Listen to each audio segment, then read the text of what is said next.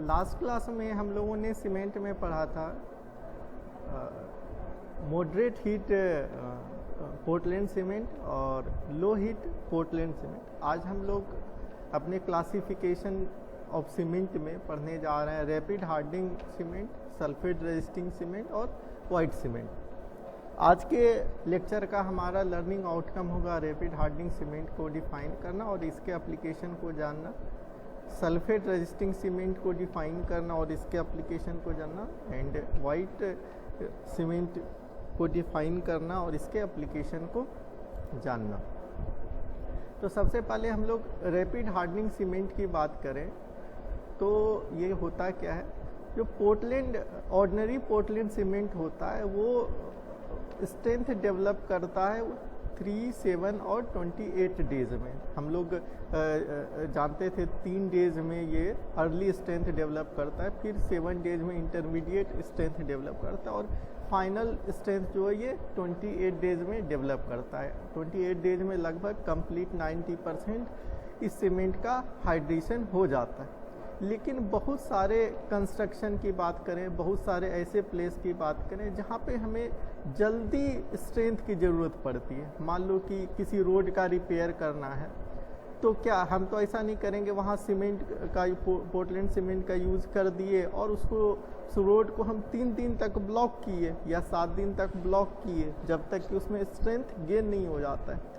तो ऐसे क्योंकि रोड वोड जो होते हैं काफ़ी जल्दी यूज होने वाले साइट्स होते हैं, हमें जल्दी से जल्दी स्ट्रेंथ की ज़रूरत पड़ती है। या हम लोग शिप के प्लेटफॉर्म की बात करें जहाँ पे समुद्र के द्वारा सामान आता है किसी बाहर के कंट्री से, तो वहाँ पे शिप का प्लेटफॉर्म होता है, वहीं पे उतारा जाता है। वैसे सब जगह की बात करें तो वैसे सब जगह को हम लोग बहुत ज़्यादा समय नहीं दे सकते हैं रिपेयर में।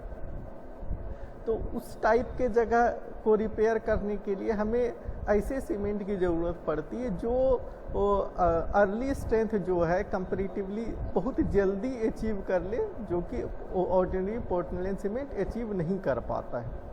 तो क्या होता है कि जो 3 दिन में ऑर्डिनरी पोर्टलैंड सीमेंट अचीव करता है वो स्ट्रेंथ हमको 24 घंटे के अंदर चाहिए। तो ऐसे सीमेंट को हम लोग रैपिड हार्डनिंग सीमेंट कहते हैं और हाई अर्ली स्ट्रेंथ सीमेंट कहते हैं। इस टाइप के सीमेंट का यूज हम लोग रोड रिपेयर के लिए, शिप प्लेटफॉर्म के लिए यूज करते हैं। ऐसे सब सीमेंट को बनाने के लिए हम लोग जिसका हाइड्रेशन जल्दी हो जाता है उस फेज को बढ़ा देते हैं। जो हम लोग ऑर्डिनरी पोर्टलैंड सीमेंट पढ़े उसमें जो है फेज को चेंज करके और कंपोजिशन को चेंज करके रैपिड हार्डनिंग सीमेंट हम लोग आसानी से बना सकते हैं।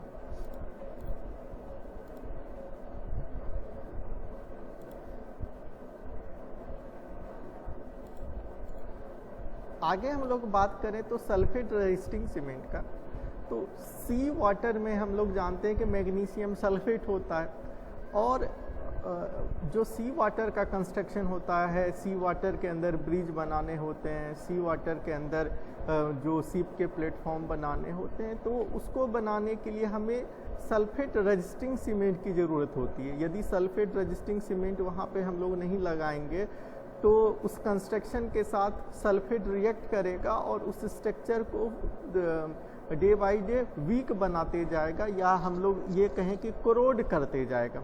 तो उस केस में हमको सल्फेट रेजिस्टिंग सीमेंट की ज़रूरत होती है और इस सीमेंट को बनाने के लिए हम लोग C3A फेज का कंटेंट जो है लेस देन 5% रखते हैं नॉर्मल पोर्टलैंड सीमेंट में।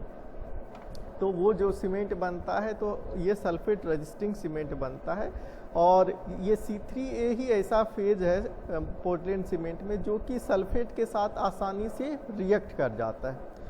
इस सल्फेट रेजिस्टिंग सीमेंट का यूज़ हम लोग सी वाटर कंस्ट्रक्शन में जहाँ पे जैसे आप लोग जानते हैं कि समुद्र के अंदर से ऑयल वेल या गैस का कुआं बनाया जाता है, तो वहाँ पे इसके प्लेटफॉर्म की ज़रूरत होती है, इसके स्ट्रक्चर की ज़रूरत होती है।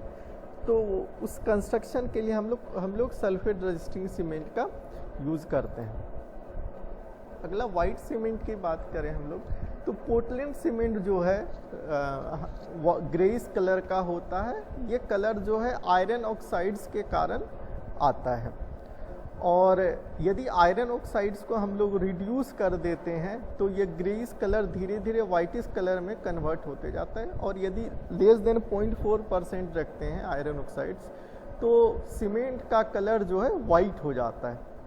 लेकिन एक आयरन ऑक्साइड्स जो है सीमेंट रॉ मटेरियल में ज़्यादा अमाउंट में रखने से क्लिंकराइजेशन आसान हो जाता है। ये कम टेम्परेचर पे ही क्लिंकर फॉर्म करता है क्योंकि ये लिक्विड फेज बनाता है।